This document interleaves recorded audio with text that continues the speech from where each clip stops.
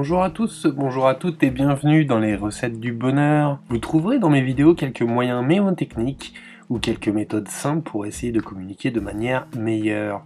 Et une meilleure communication passe évidemment par le respect. Le respect est un sentiment qui porte à accorder à quelqu'un de la considération en raison de la valeur qu'on lui reconnaît. Voyons ici quelques synonymes de respect. Nous pouvons parler d'amour-propre, de civilité, de galanterie, de réserve, de retenue, de salutation, de honte aussi, d'humilité. L'ensemble des synonymes n'est pas forcément dans cette liste, mais j'aimerais aussi vous parler de la communication non violente. Elle exprime l'empathie à l'autre et l'expression de soi par rapport aux observations, aux sentiments, aux besoins et aux demandes qui découlent sur des actions. Je vous invite à découvrir de plus amples informations sur internet comme la méthode Marshall-Rosenberg.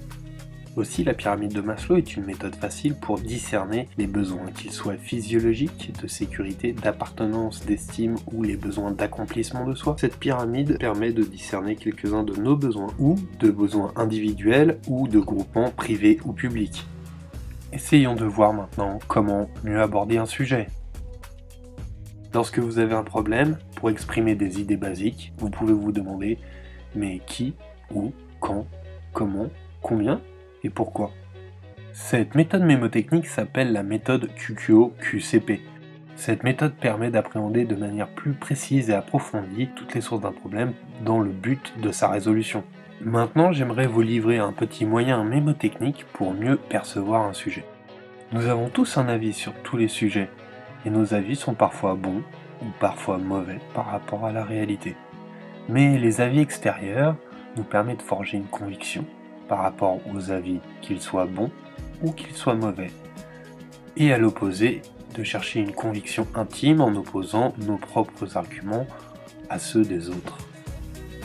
Ainsi, nous pouvons nous forger une certitude par rapport aux bonnes et aux mauvaises choses en essayant de voir le pour et le contre, le juste et l'injuste, que l'on peut d'ailleurs opposer car les bonnes ou mauvaises actions ne sont pas forcément justes ou injustes au niveau du regard de la société. C'est pour cela que d'après moi, il est bon de chercher l'équilibre et la vérité en tout, en comparant et en opposant les avis pour se forger une intime conviction et des certitudes fortes. Maintenant, j'aimerais vous parler d'une méthode, bonheur. Comment bien se placer par rapport au passé, le présent et le futur. J'imagine une horloge, mais sans aiguille. Je place le passé à gauche, le futur à droite, le mal en bas, le bien en haut, et je me mets à la place des aiguilles au juste présent. C'est ainsi que cette méthode me permet de me replacer mieux dans mes contextes, passé, présent ou futur, pour essayer de viser le meilleur en tout, que ce soit dans les actes passés, dans les actes présents ou dans les projets qui me tiennent à cœur pour le futur. Aussi, ce diagramme me permet de mieux discerner les problèmes et les troubles chez l'autre lors de conflits pour discerner si la vision du passé est plus ou moins perçue de façon négative ou positive. Cette méthode s'apparente au verre à moitié plein ou à moitié vide, en y rajoutant une notion de temporalité. En conclusion, cette méthode me permet de mieux discerner le juste au moment présent. Voilà, c'est tout pour aujourd'hui. J'espère que je n'ai pas été trop rapide sur certains sujets. La semaine prochaine, je pense vous parler de l'intention, des idées, de l'action et des paroles. N'hésitez pas à commenter, à proposer des idées de sujets, à mettre un pouce en l'air, à vous abonner et n'oubliez pas d'appuyer sur la clochette. Au revoir.